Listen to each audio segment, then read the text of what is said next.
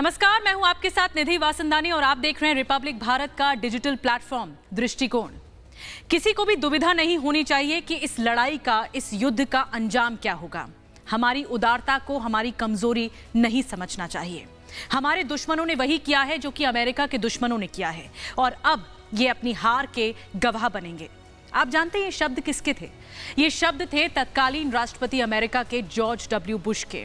जब 9/11 अटैक हुआ, world trade centre पर अटैक हुआ, आतंकी हमला, उस वक्त जॉर्ज डब्ल्यू बुश ने कहा था कि हम अलकायदा से इसका बदला लेकर रहेंगे और फिर उन्होंने लिया भी। 2011 में ठीक 10 साल बाद अलकायदा के प्रमुख का खात्मा किया अमेरिका ने और उस वक्त राष्ट्रपति थे बराक ओबामा। मैं इसलिए आपको ये याद दिला रही हूं क्योंकि अभी कुछ दिनों बाद अमेरिका पर जो 9/11 अटैक हुआ, सो सबसे बड़ा आतंकी हमला हुआ अमेरिका के आत्मा पर, उसके 20 साल होने वाले हैं, यानी 20वीं बरसी है। और उससे पहले जो अमेरिकी टॉप जनरल है, यानी अमेरिकी सेना के टॉप जनरल मार्क मिली, उनकी तरफ से आशंका जताई गई है। उन्होंने एक साफ साफ कहा है कि ये मैं मिलिट्री आशंका जता रहा हूं कि अलकायदा अपने पैर पसारेगा, अलकायदा खत्म नहीं हुआ है, अलकायदा अभी भी जिंदा है। ये मार्क मिली के शब्द हैं। उनकी तरफ से कहा गया है कि जिस तरह का गृह युद्ध इस वक्त अफगानिस्तान में चल रहा है, तालिबान लगातार भरसक प्रयास कर रहा है कि अलकायदा के जो आतंकी हैं उनको सक्रियता से जुटाया जाए। मैं एक तस्वीर आपको इस वक्त दिखा रही हूं और ये आशंका यूं ही नहीं है, इसीलिए मैं आपको ये तस्वीर दिखाना चाहती हूं। इस तस्वीर को देखिए, ये है अमीन अल हक।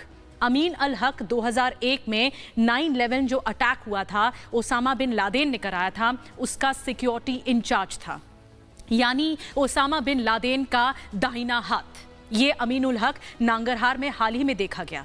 ये आशंका इसलिए जताई जा रही है कि अभी भी जो अलकायदा के स्लीपर सेल्स हैं वो अफगानिस्तान में एक्टिवेटेड हैं, यानी सक्रिय हैं। आपको मैं आंकड़ा बताती हूं। जिस तरह से अमेरिकी रिपोर्ट एक तरह से सामने आई, उसमें यह कहा गया कि जब 9/11 अटैक होने वाला था 2001 में, उस समय जो अलकायदा का नेटवर्किंग था अफगानिस्तान में, उस वक्त 400 आतंकवादी सक्रिय थे।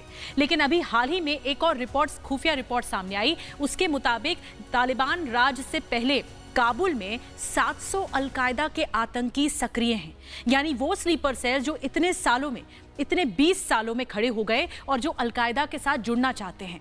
एक यूएन की रिपोर्ट और आई है, उसके मुताबिक 34 प्रांत हैं अफगानिस्तान में। 34 प्रांतों में से 15 प्रांतों में, अफगानिस्तान के 15 प्रांतों में इस वक्त अलकायदा का जो नेटवर्क है, उसके आतंकी हैं, वो फैले हुए हैं। तो अलकायदा तो एक बड़ी चुनौती है, अमेरिका के लिए खतरे की घंटी है। दूसरा, ISIS भी सक्रियता बढ़ाता जा रहा है।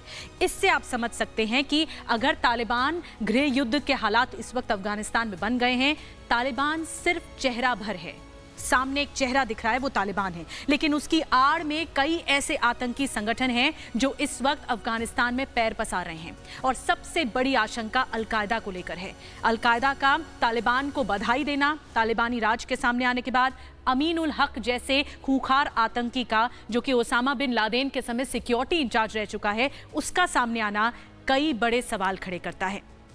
तो दृष्टिकोण यह है कि तालिबान सिर्फ दुनिया के सामने एक खूंखार चेहरा है, जो कि क्रूर वैसा ही है जैसा 20 साल पहले था जब अफगानिस्तान को इन्वेड किया था अमेरिका ने। लेकिन उसकी आड़ में, उसके पीछे कई ऐसे आतंकवादी संगठन हैं जो लगातार सक्रिय हो रहे हैं और अलकायदा पर शक बढ़ गया है। भले ही उसकी कोई लीडरशिप ना हो, कोई दिख नहीं रहा हो कि अलकायदा का लीडर कौन है, लेकिन उसके छोटे छोटे आतंकी अफगानिस्तान के 15 प्रांतों में अभी भी सक्रियता के साथ आगे बढ़ रहे हैं, जो अमेरिका के लिए बहुत बड़ी चुनौती है। उसकी 20वीं बरसी पर, 9/11 की 20वीं बरसी पर बहुत बड़ी चुनौती है।